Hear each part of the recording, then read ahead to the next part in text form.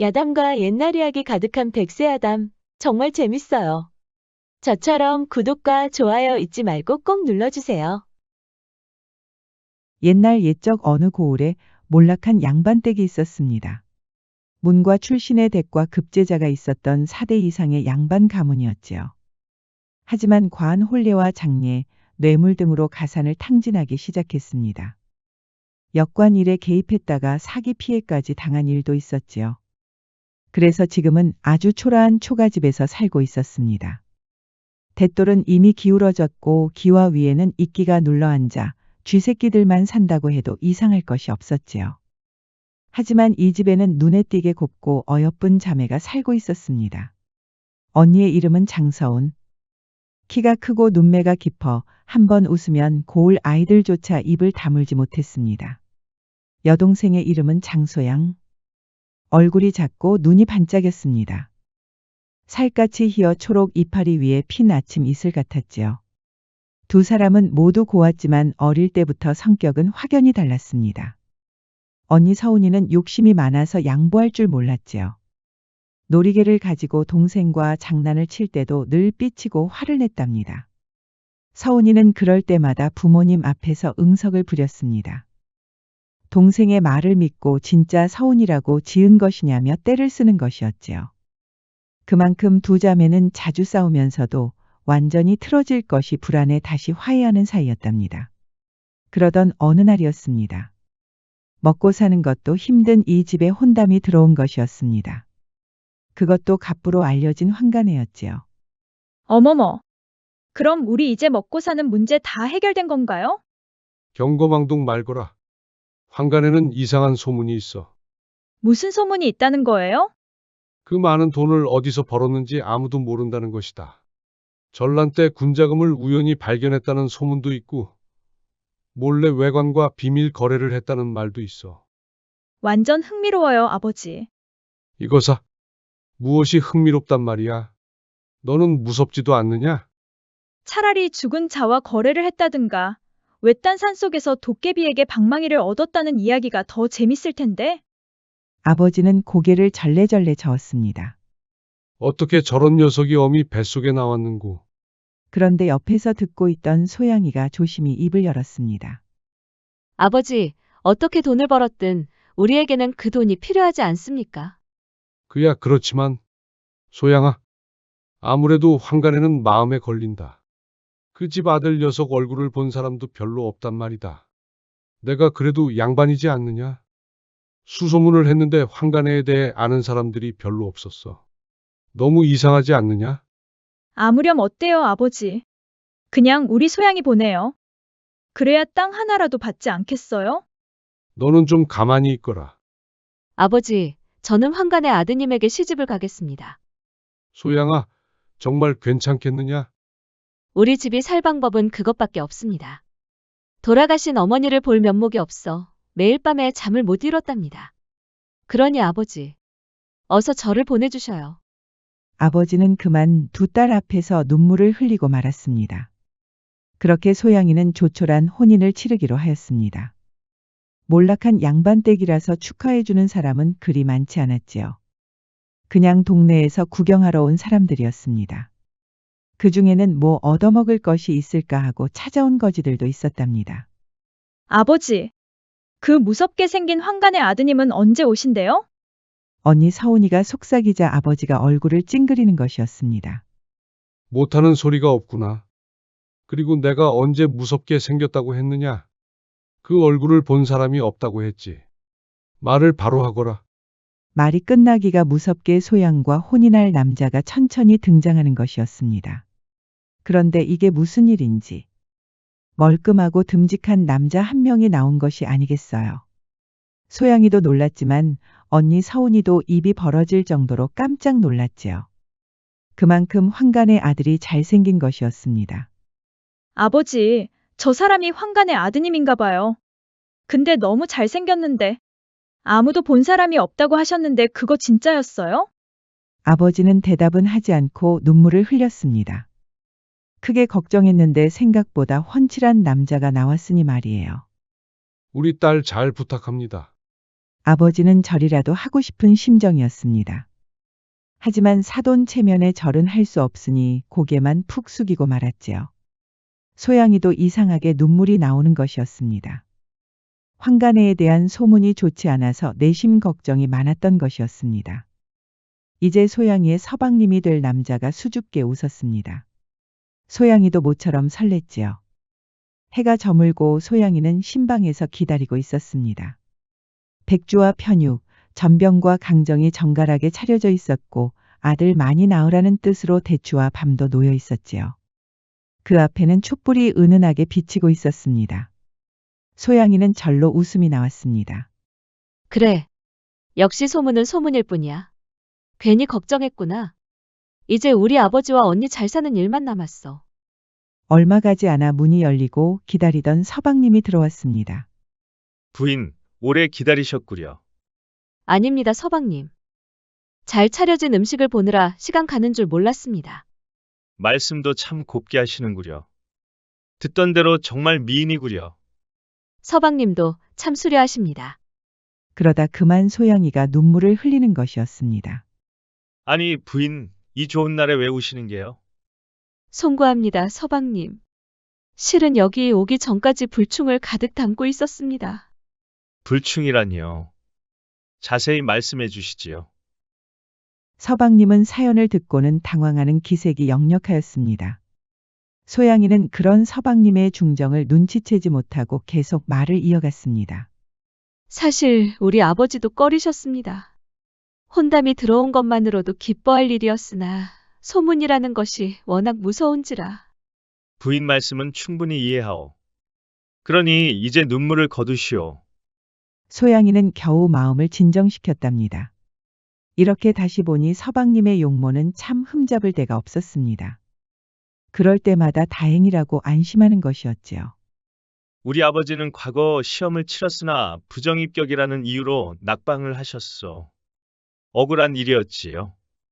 그래서 세상을 등지시고 농업에 관련한 학문을 닦으셨다오. 선조께서 농업 실패로 소가리를 많이 하셨지요.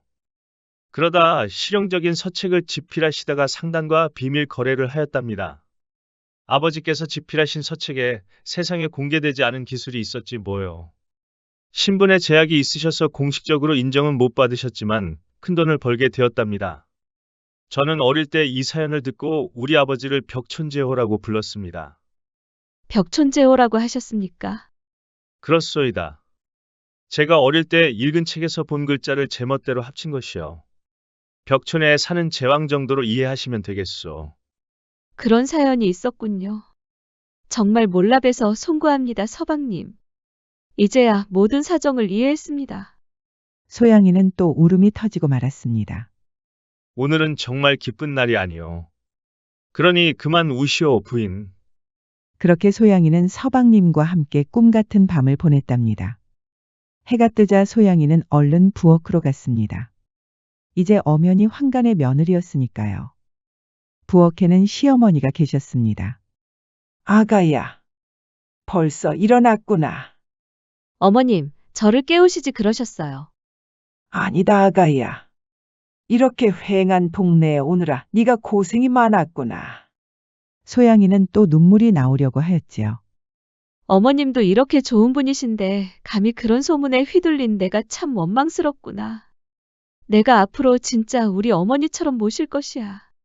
시어머니는 포근한 미소를 지었습니다. 이렇게 내 앞에 있는 것만으로도 이미 효도를 받은 기분이로구나. 너처럼 효심 가득한 아이가 오기를 기다리고 있었단다. 소양이는 눈물을 닦았습니다. 그런데 서방님은 아침 일찍 어디 가셨나요? 그러자 시어머니는 약간 당황하는 눈치였습니다. 그것이 말이다. 아침 일찍 사냥을 나갔단다. 소양이는 서방님이 사냥하는 모습을 상상만 해도 듬직했습니다. 그럼 우리 서방님 드실 밥을 지어야죠. 걱정하지 말거라. 이미 내가 지어놨으니. 어머님께서 벌써 지으셨다니요. 저에게 미리 말씀하시죠. 아니다, 아가야. 어제부터 고생 많았는데 방에 들어가서 푹 쉬고 있거라. 그럼 알아서 들어올 테니. 소양이는 어쩔 수 없이 방에 들어갔습니다. 시어머니가 이미 밥까지 지어 놓았으니 소양이는 사실 딱히 할 일이 없었습니다. 시어머니 말씀대로 그저 방에서 앉아 쉬는 것밖에 없었지요. 그렇게 해가 저물고 서방님이 돌아왔습니다. 서방님, 사냥은 잘 끝내고 오셨는지요? 부인, 미안하오. 오래 기다리게 했구려. 아닙니다. 그런데 무엇을 사냥하고 오셨습니까? 그런데 서방님 이마에 땀이 보이는 것이었습니다. 소양이는 서방님이 긴장하고 있다는 것을 알 수 있었지요. 꿩을 몇 마리 가져왔어. 그러셨군요. 그런데 입욕을 하지 않으셨나요? 서방님은 또 당황하는 눈치였지요. 뭔가에 들킨 것처럼 이상한 것이었습니다. 내 정신 좀 보시오. 어서 물동이에 데운 물을 부어야겠구려. 제가 도와드리겠습니다, 서방님. 아니오, 부인. 부인은 어제부터 고생이 많았지 않았어.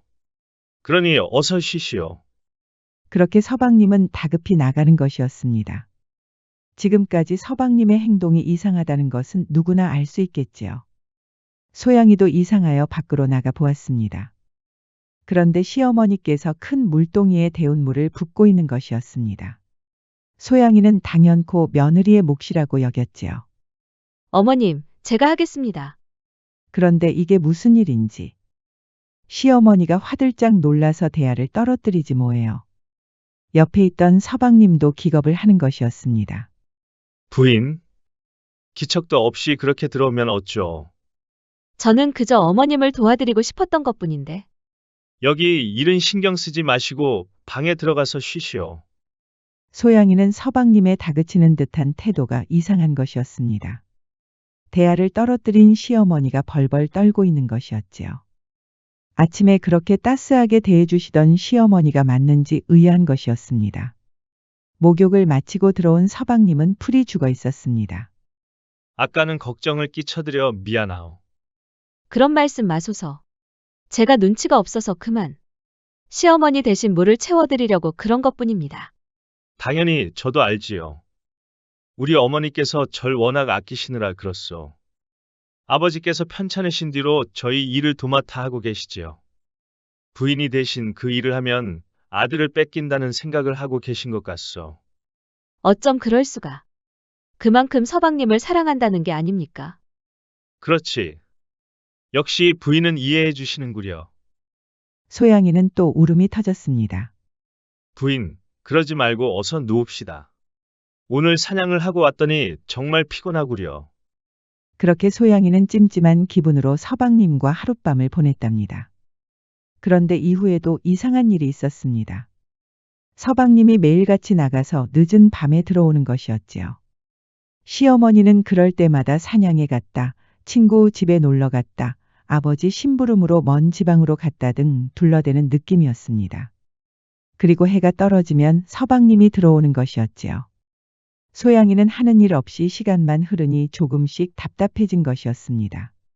그러던 어느 날이었습니다. 언니 서운이가 찾아온 것이었지요. 시어머니는 서운이를 따스하게 맞아주었습니다. 소양아, 무슨 일 있니? 안색이 안 좋아. 그게 말이지. 언니는 아버지하고 잘 지내? 당연히 잘 지내지. 땅도 하나 떼어주시고 패백하고 예단도 어마어마하게 주셨지 않니? 아버지도 이제 살이 좀 찌셔서 산책도 자주 다니셔. 다행이다, 언니. 그런데 소양이 얼굴은 여전히 좋지가 않습니다. 너 무슨 일 있구나? 어서 이 언니한테 다 말해. 사연을 들은 서운이는 무릎을 탁 치는 것이었습니다. 역시 그럴 줄 알았지. 왜 그래, 언니? 보나마나 뻔한 거 아니겠니? 두 집 살림하는 거야. 소양이는 도저히 그런 상상을 할 수가 없었습니다. 평소 뺏기는 것도 싫어서 잘 삐치는 언니만이 할 수 있는 상상이었지요. 말도 안 돼요, 언니. 시어머니하고 서방님이 얼마나 잘해주시는데. 아버님은 편찮으셔서 말씀을 잘 못하시지만 나한테 세아가 하면서 얼마나 덕담을 해주시는데. 너 서방님이 들어올 때마다 땀을 뻘뻘 흘린다고 하지 않았어? 뻘뻘 흘리는 정도는 아니고 좀 다급해 보인다고 할까. 그러니까 의심이 가는 거지. 두 집 살림하면 얼마나 바쁘시겠니? 소양이는 어이가 없어서 웃음만 나왔습니다. 밤마다 들어오는 서방님이 이상하지만 도저히 그런 심성이라고는 상상도 못하는 것이었지요. 언니가 과한 생각을 하는 거야.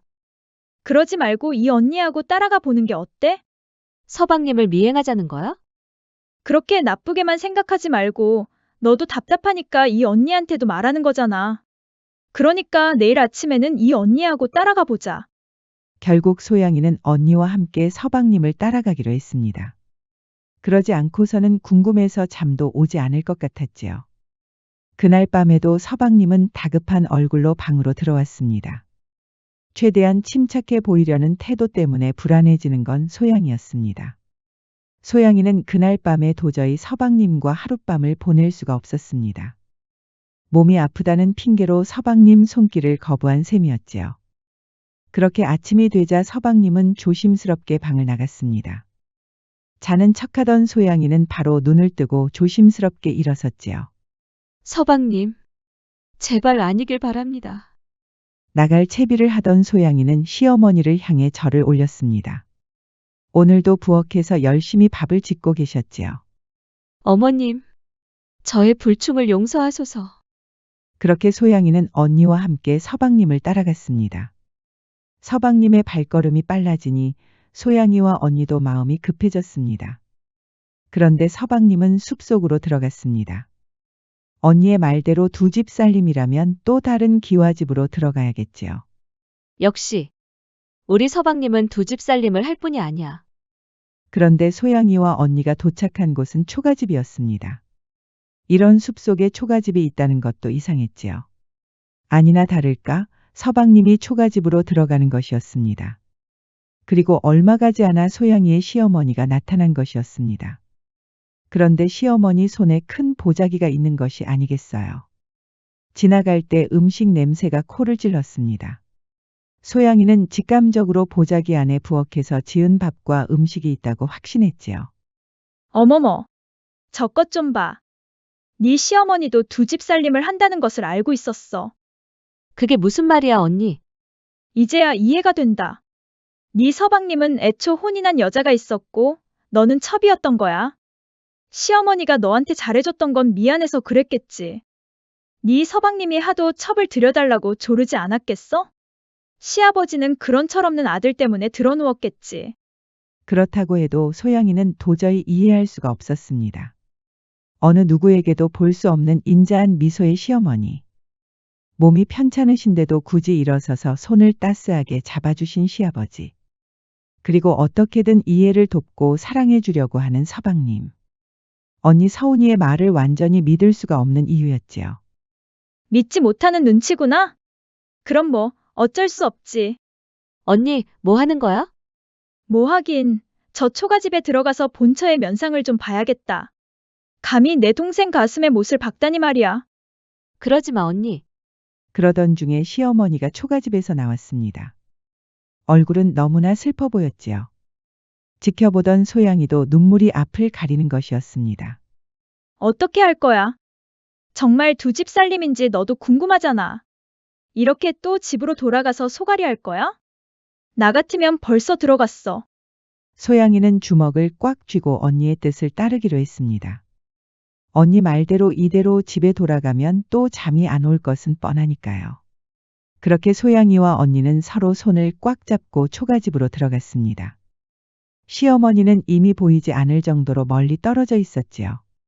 소양이가 먼저 초가집에 들어가면서 서방님을 불렀습니다. 서방님? 서방님. 근데 이게 무슨 냄새인지. 소양이는 이상한 냄새 때문에 절로 얼굴을 찡그렸습니다. 언니 서운이는 이미 손으로 코를 막고 있었지요.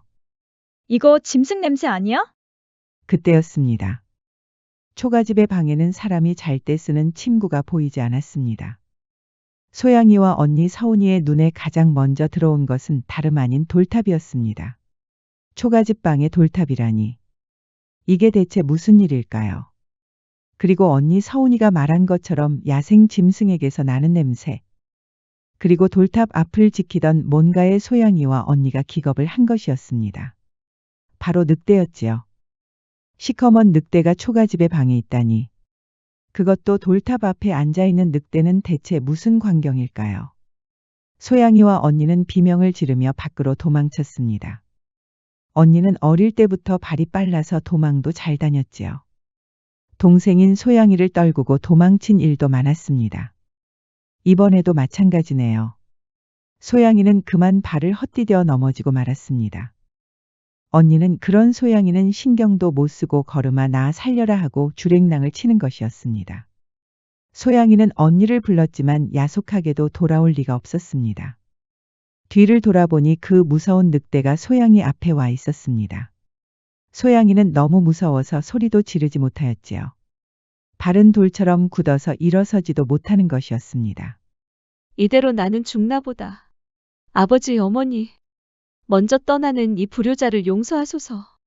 그런데 이게 무슨 일인지 부인, 내 말 들리시오? 소양이는 꿈을 꾸는 것 같았습니다. 이 상황에서 서방님의 목소리가 들린다는 것은 분명히 꿈이겠지요. 순간 소양이는 이게 다 서방님을 의심하다 꾼 악몽이구나 했습니다. 안심하고 눈을 뜨는데 그 늑대가 눈을 동그랗게 뜨고 소양이를 보고 있는 것이 아니겠어요. 부인, 나요. 서방님이요. 소양이는 도저히 믿을 수가 없어 아무 말도 하지 못하고 있었습니다. 늑대는 잠시 망설이더니 한복 한 벌을 보여줬습니다. 서방님이 아침에 입고 나갔던 그 한복이었습니다. 서방님? 그렇소, 부인. 지금까지 말하지 않아서 미안하오. 이게 대체 어떻게 된 일일까요? 사실 서방님의 아버지는 정당하게 돈을 벌었던 것이 아니었답니다. 영구가 힘들던 차의 시골에서 쉬던 시아버지는 산골 농부들과 무녀들, 떠돌이 노인 등의 지식을 빌려서 개발한 것이었지요. 그 사람들은 모두 그 서책과 관련해서 대가라도 얻을 줄 알았답니다. 하지만 시아버지는 철저히 외면하였고 혼자서 모든 돈을 챙겼지요. 거래를 했던 상단에게도 혼자서 모두 개발한 것이라고 거짓말을 한 것이었습니다. 그리하여 산골 농부들과 무녀들, 떠돌이 노인들은 분노하여 무당을 한 명 찾아갔습니다. 무당 역시 시아버지가 괘씸한 것이었지요. 그래서 늑대의 혼이 깃든 저주를 아들에게 내린 것이었습니다. 서방님은 태어날 때는 총명하였지만 사춘기가 되기도 전에 점차 늑대로 변해갔습니다. 서방님의 비밀을 알게 된 머슴과 여종들은 죽거나 먼 타지로 떠났습니다. 시아버지가 손을 쓴 것이었습니다. 그렇게 속을 쓰린 시아버지는 결국 알아놓은 것이었습니다. 서방님은 낮에는 집에 있을 수 없으니 초가집으로 향했습니다. 시어머니는 배가 고픈 아들을 위해 아침부터 일어나서 손수 밥을 지은 것이었습니다. 사연을 들은 소양이는 눈물이 흘렀습니다. 정말 미안하오, 부인. 이렇게 저희 정체를 알게 된 이상 더는 부인과 함께할 수 없겠지요. 무슨 말씀을 그리 하십니까, 서방님? 제가 서방님을 얼마나 사랑했는지 아십니까? 정녕 이대로 저에게 떠나라는 말씀이십니까? 처가에 넘긴 땅과 재산은 모두 가지셔도 됩니다. 부인에게도 넉넉히 재산을 챙겨드릴 터이니 그만 저 같은 놈을 잊으시고 떠나십시오. 그럴 수 없습니다, 서방님. 제가 무슨 수를 쓰더라도 서방님을 돌려놓을 겁니다. 서방님을 돌려놓으려는 시도는 많았답니다. 시어머니가 제사도 지내고 무당도 불러보았지만 소용이 없었지요. 무당이 하는 말로는 그 저주가 깊이 내려앉았다는 것입니다. 소양이도 그날 이후로 수소문을 했지만 소용이 없었습니다. 언니 서운이는 펄쩍 뛸 일이었지요. 소양아, 너 제대로 미쳤구나? 어찌 그런 사람이랑 산다는 거야? 난 상상만 해도 소름이 끼친단 말이야. 그런 말 하지 마, 언니. 얼마나 가련해. 서방님의 잘못도 아닌 일로 그런 저주를 받아야 한다니. 그날 이후로 소양이는 매일 밤에 종이에 소원을 적어서 태워 올렸답니다. 비나이다, 비나이다. 부디 우리 서방님의 저주를 풀어주소서. 소양이는 종이가 잘 타지 않거나 그을음이 흩어지면 바로 무당을 불러서 제의를 베풀었답니다. 아무런 말도 안 해주던 무당도 소양이의 정성에 감동하였답니다. 소양이는 무당이 일러준 대로 문전 앞에서 종이를 석장 태우고 소원을 빌었습니다. 비나이다, 비나이다. 부디 우리 서방님의 저주를 풀어주소서. 그렇게 무리하던 소양이는 땀을 흘리다 쓰러지고 말았습니다. 시어머니도 눈물을 흘리며 소양이를 간호하였지요. 이렇게 심성 착한 며느리가 왔는데 아무래도 이대로 떠나보내야겠구나. 하지만 소양이는 포기하지 않았습니다. 다시 종이에 소원을 적고 태워 올렸습니다. 하늘도 소양이의 정성에 감동했을까요? 연기와 그을음이 갑자기 하늘 위로 휙 하고 올라가는 것이 아니겠어요. 이것은 좋은 징조가 아닌가. 그때였습니다. 태우고 올라간 종이가 거짓말처럼 다시 소양이 앞에 나타난 것이었습니다. 종이에는 뚜렷이 적혀 있었습니다. 여기서 두 고개를 넘으면 희한해 보이는 비석이 있느니라. 비석 앞에 초가집으로 들어가면 총각 한 명이 자고 있을 터이니 자고 있는 총각 옆에 있는 구슬을 탕에 넣어 서방에게 먹이거라.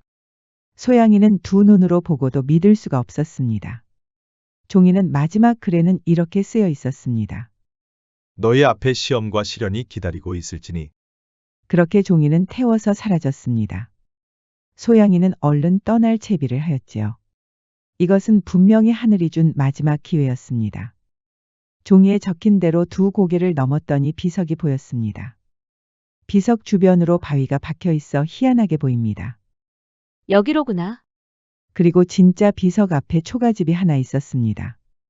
겉으로는 초라하지만 그 주변으로 이상한 기운이 뿜어져 나오는 것 같았지요. 소양이는 천천히 들어갔습니다. 진짜 총각 한 명이 세상 모르고 자고 있는 것이 아니겠어요.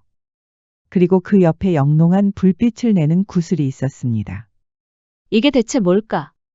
너무 아름답구나. 서방님만 아니라면 바로 가져가서 팔고 싶구나. 그럼 많은 돈을 벌겠지. 구슬을 탐낸 소양이는 바로 마음을 고쳐먹었습니다. 아니지 아니야. 이건 서방님에게 먹여야 할 구슬이야.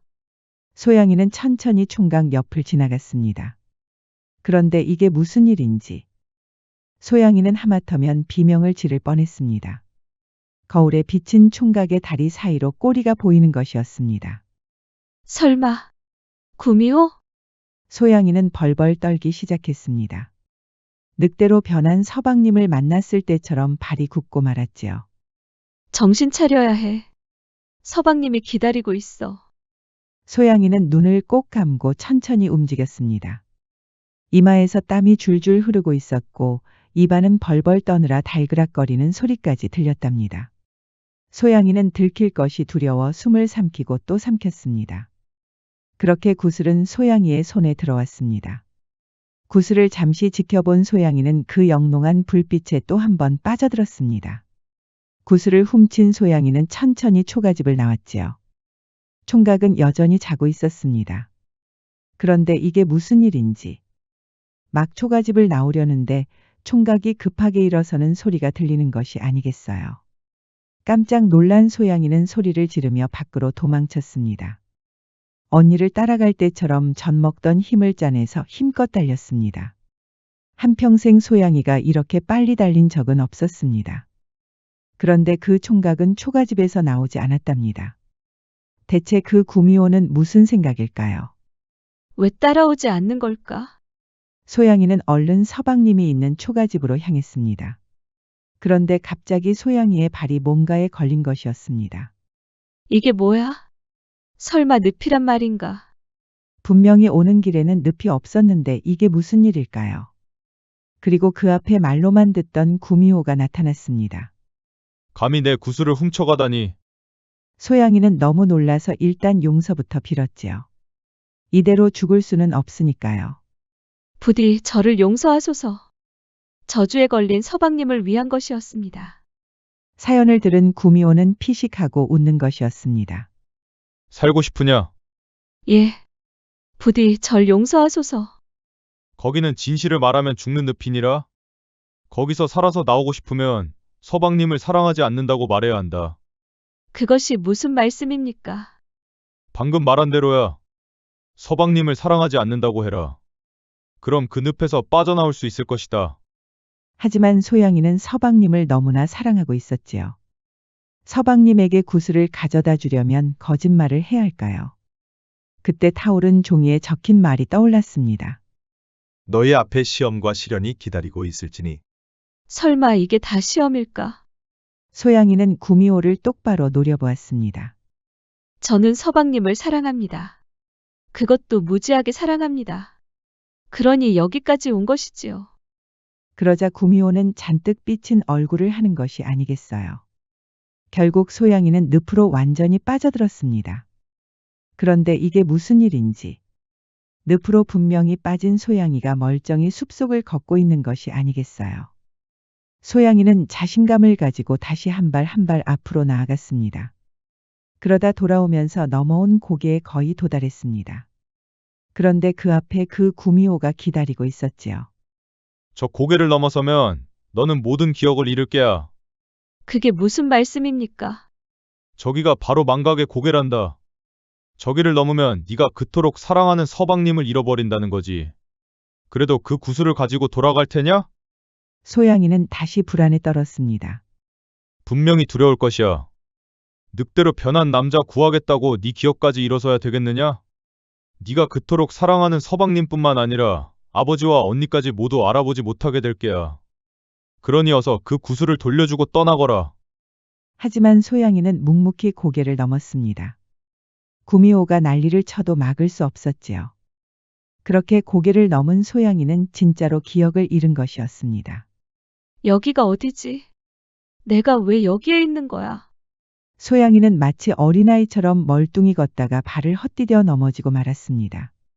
앞으로 넘어지면서 머리를 크게 다친 것이었지요. 그리고 한참 꿈을 꾸었습니다.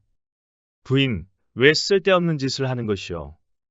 소양이가 서방님과 함께 방에 있는 것이었습니다. 누구시죠? 벌써 나를 잊은 게요? 부인의 서방이 아니오. 그러자 소양이는 절로 눈물이 흘렀습니다. 서방님. 이제야 날 기억하시겠소. 소양이는 바로 서방님의 품에 안겼습니다. 부인도 참. 왜 굳이 고생을 사서 하는 게요? 이제 그만하셔도 된다오. 저주가 다 풀렸소. 그것이 사실입니까? 밖을 보시오. 대낮이지 않소. 정말 대낮이었습니다.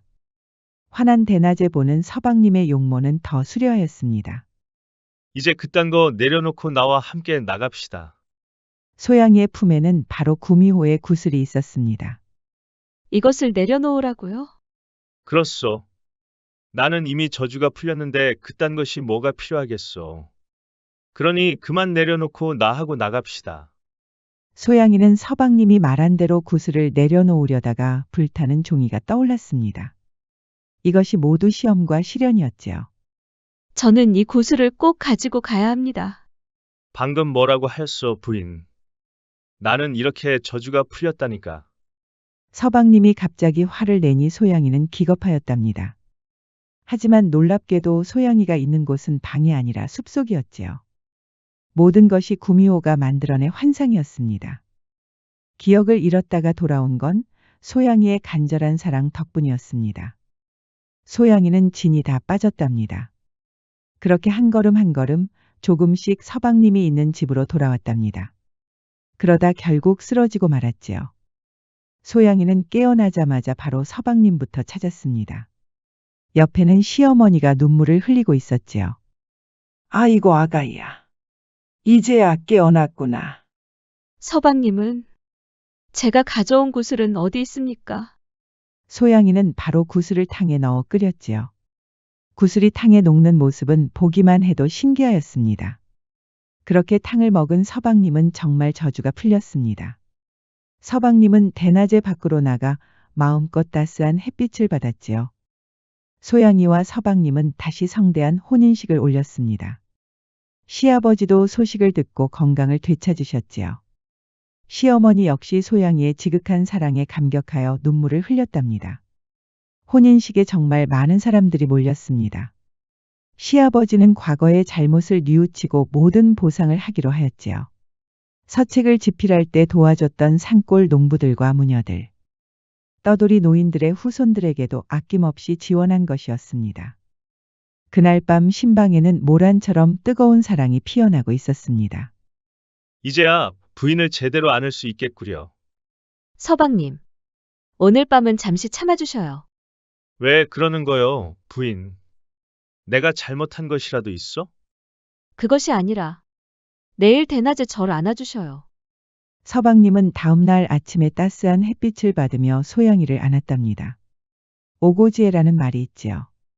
그 사람을 사랑하면 그의 집 지붕에 있는 까마귀도 사랑스럽게 보인다는 뜻입니다. 소양이의 간절한 사랑으로 오늘의 백세야담 이야기를 마치겠습니다. 지금까지 백세야담 5번째 이야기였습니다. 백세야담 많이 사랑해 주세요. 이렇게 끝내려고 했는데 소양이 할 말이 있다고 하네요. 저와 서방님의 아름다운 사랑 이야기를 계속 지켜보고 싶으시다면 구독과 좋아요, 알림 설정도 잊지 마시고 꼭 눌러주세요. 애정이 담긴 댓글도 많이 부탁드립니다.